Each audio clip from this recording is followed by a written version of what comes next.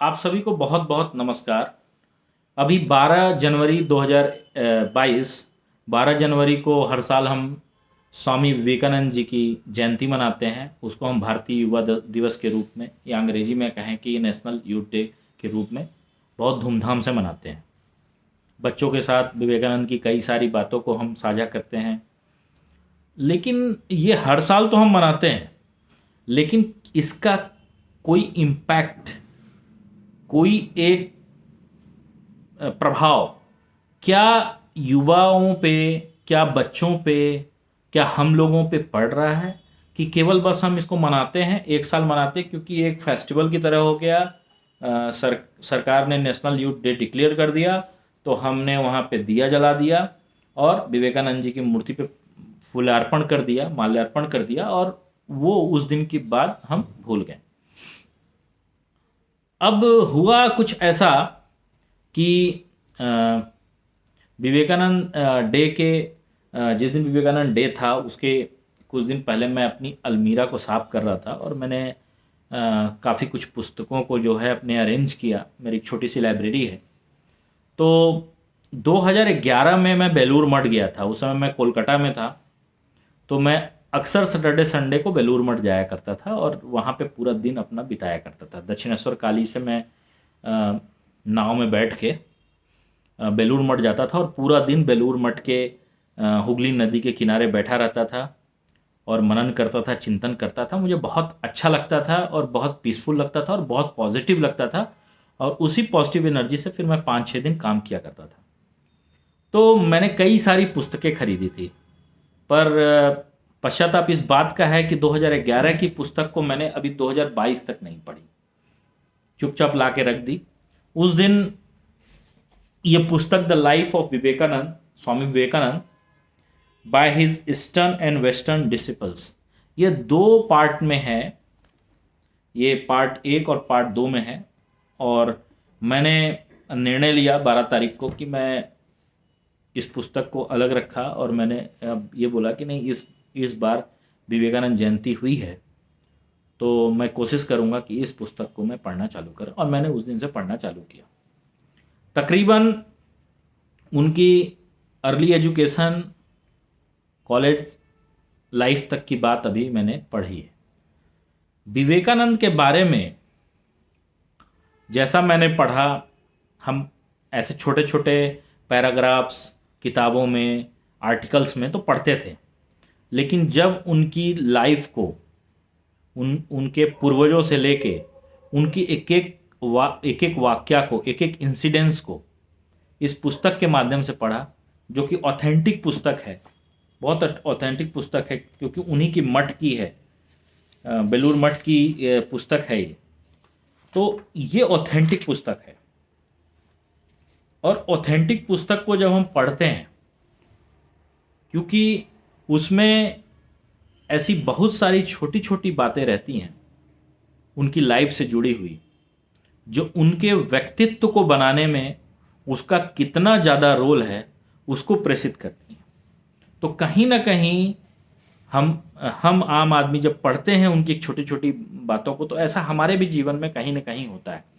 तो हम इस चीज़ को कंपेयर करते हैं कि उनकी लाइफ में जब वो बचपन में थे, या हम अपनी लाइफ में जब बचपन में थे, तो हम में उनमें कितने अंतर थे, क्या डिफरेंस था उनकी सोच में, हमारी सोच में।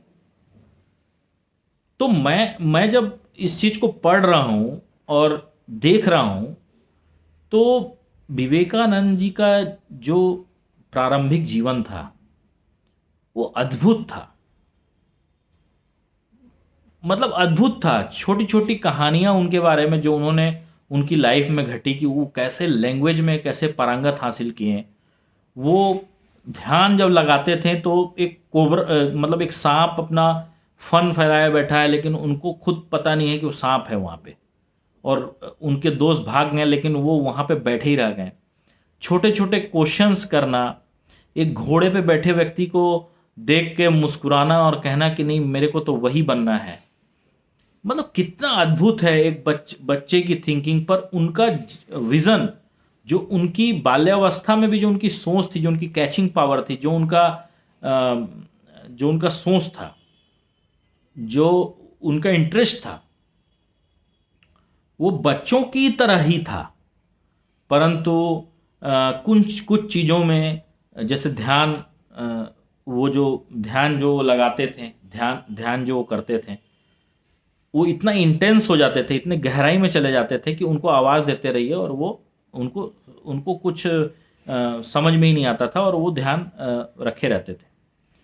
और स्कूल डेज में भी उनका बेबाक होके बोलना और मतलब उनका चाहे रामायण हो चाहे महाभारत हो, उनमें पकड़ होना। लिटरेचर्स जो है कॉलेज लाइफ में वेस्टर्न और ईस्टर्न दोनों फिलोसफी पे उनका काम करना।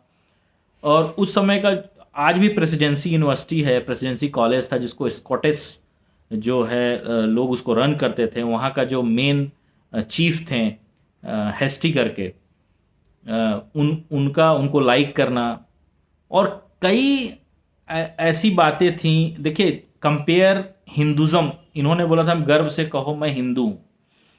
हिंदुज़म को इन्होंने बहुत माइन्यूटली ऑब्जर्व किया था और बहुत माइन्यूटली पढ़ा था।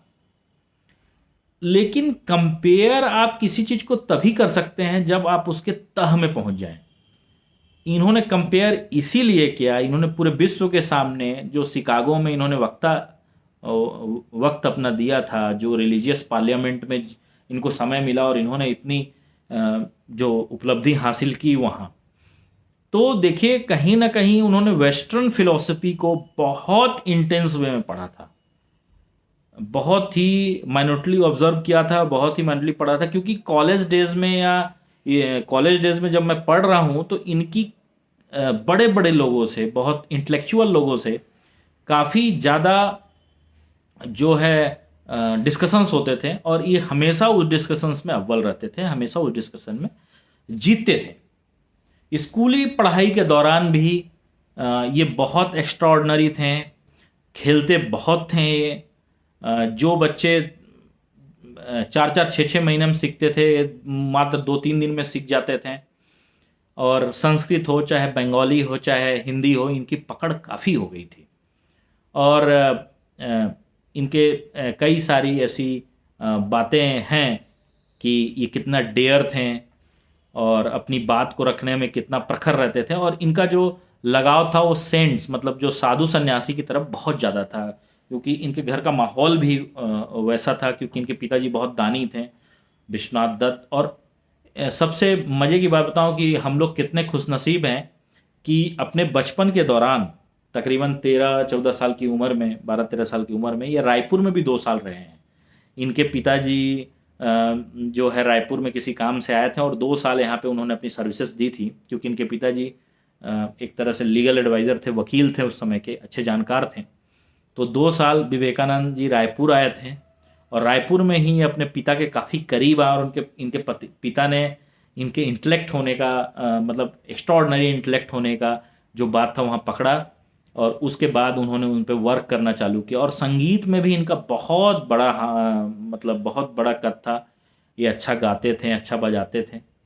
तो ऐसा व्यक्तित्व होना और ऐसे व्यक्तित्व को हम छोड़ के, मतलब अपने जैसे बोलते हैं ना दिया तले अंधेरा, मतलब विवेकानंद के व्यक्तित्व की तरह व्यक्तित्व पाना बहुत कठिन है। अगर विवेकानंद को सही से समझा जाए और पढ़ा जाए तो मुझे ऐसा लगता है कि एक सच्चा देशभक्त, एक सच्चा राष्ट्रभक्त और एक अच्छा मानव जो इस विश्व में बड़े बड़े आयाम पैदा कर सकता है। लेकिन अफसोस है, चाहे मुझे भी ये अफसोस है कि मैं इतना बड़ा हो गया और मैंने नहीं पढ़ा, उतना इंटेंस नहीं पढ़ा। थोड़ा मोड़ा तो हर जगह आदमी आर्टिकल्स में पढ़ते रहता है, तो मुझे इस बात का हमेशा दुख रहेगा कि मैं बहुत जल्दी क्यों नहीं पढ़ा और मुझे किसी ने गाइड क्यों नहीं किया। पर मैं आज एक बात यहाँ कहना चाहता हूँ कि मैं अब ये सोच रहा हूँ कि मैं इस पुस्तक को पढूं और सीरीज ऑफ विवेकानंद लाइफ, मतलब एक सीरीज बनाऊं विवेकानंद, के लाइफ की जो मुझे समझ में आता है, और बहुत इजी वे में इस पुस्तक की सारी चीज़ें चैप्टर बाय चैप्टर में अब आगे के वीडियोस में प्रस्तुत करूँगा, जो कि मैं चाहूँगा कि मेरे से जुड़े जितने बच्चे हैं, मेरे से जुड़े जितने लोग हैं, और मैं कोशिश करूँगा कि ज़्यादा से ज़्यादा फैले बात, क्योंकि विवेकानंद की लाइफ की जो लर्निंग्स थी, जो उनकी लर्निंग्स थी, हम लोग को सबको मालूम है कि उनकी जो मतलब उन्होंने अपने देह का त्याग, उन्होंने अपने बॉडी को छोड़ा काफ़ी कम उम्र में, 38 39 में उन्होंने अपनी बॉडी को छोड़ दिया। जब तक कि लोग सेटल होने की सोचते हैं, जब ऐसा सोचते हैं कि हाँ अब मैं कुछ सक्सेसफुल हो चुका हूँ, अब मैं कुछ करूँ, तब तक वो बोले नहीं भाई, अब ये दुनिया में रहने का कोई मतलब नहीं, जो काम मेरे को मिला था मेरे गुरु से, मैं करके निकल गया। महज 30 साल की उम्र में परचम लहरा दिया रिलीजियस पार्लियामेंट में कि हिंदुज़म या भारतीय धर्म क्या है, भारत के लोग कैसे हैं, और कई चीज़ों को उन्होंने हम लोग को अवेयर किया। बट हम लोग, कई लोग उनके बारे में नहीं जानते, नहीं समझते, और बहुत पुराने नहीं हैं। गांधी जी के ही आसपास उनकी 1863 में उनका जन्म हुआ, तो बहुत पुराने नहीं, 1869 में गांधी जी का जन्म हुआ, तो 6 साल पहले गांधी जी के जन्मे। और मतलब एक तरह से कहा जाए तो आज जो भारत की पहचान विश्व पटल पे है, विश्व पटल पे भारत की पहचान हमेशा रही है, लेकिन कई बार यहाँ पे आक्रमण हुए, कई लोगों ने यहाँ तहस नहस किया, तो उसको जीवांत करने का जो श्रेय है, जो उसको एक बार जिंदा करने का श्रेय है आध्यात्मिक रूप से, स्पिरिचुअलिटी से, या फिर भारत की जो तस्वीर दिखाने की बात हुई, जो सच्ची तस्वीर दिखाने की बात हुई, तो इसका श्रेय अगर किसी को जाता है तो इसी आध्यात्मिक गुरु का श्रेय जाता है। और इनके आध्यात्मिक, ये हमारे आध्यात्मिक गुरु हैं, लेकिन इनके आध्यात्मिक गुरु जो रामकृष्ण परमहंस थे, जिनके विचारों को, जिनके सानिध्य में इन्होंने इतना बड़ा काम किया और भारत देश को विश्व पटल पे एक बार फिर जागृत किया, और लोगों को बताया कि आध्यात्मिकता में या भारत के धर्म में कितना वजन है, कितना इंटेंसिटी है। तो ऐसे स्वामी विवेकानंद जी को, ऐसे नरेंद्र नाथ जो कि स्वामी विवेकानंद इतने मेहनत के बाद बने, तो उन पे हमको सदैव गर्व रहेगा। और देर हुआ तो क्या हुआ, स्वामी जी, हम आपका आत्मचिंतन करेंगे, आपके विचारों को अपने जीवन में लाएंगे, उसका प्रचार प्रसार करेंगे, और एक एक बच्चे तक आपकी बातों को, आपके विचारों को, आपके दिए हुए संदेश को हम जन जागरण में लेके जाएंगे। स्वामी जी को, मैं स्वामी विवेकानंद जी को मैं इसी तरह की श्रद्धांजलि, पुष्पांजलि, और उनका जो कर्ज है हम लोग, देखिए कहीं ना कहीं तो उनका कर्ज है हम लोग, क्योंकि हमारे वो एक तरह से पूर्वज हैं, पूर्वज हैं, हम लोग के लिए ही किए हैं वो। तो हम लोग की जिम्मेदारी है कि अपने पूर्वजों का मान सम्मान रखें, और उनके विषय में, उनके विचारों को जो है अपने अग्रजों की तरफ, अपने आगे आने वाले पीढ़ियों की तरफ जो है उनका प्रचार प्रसार, जो भी माध्यम मिले, जैसे आज एक सोशल मीडिया का माध्यम है, उससे फैलाएं। तो बहुत बहुत धन्यवाद। स्वामी विवेकानंद जी की जय, और भारत माता की जय, वंदे मातरम, और गर्व से कहो हम हिंदू हैं। धन्यवाद।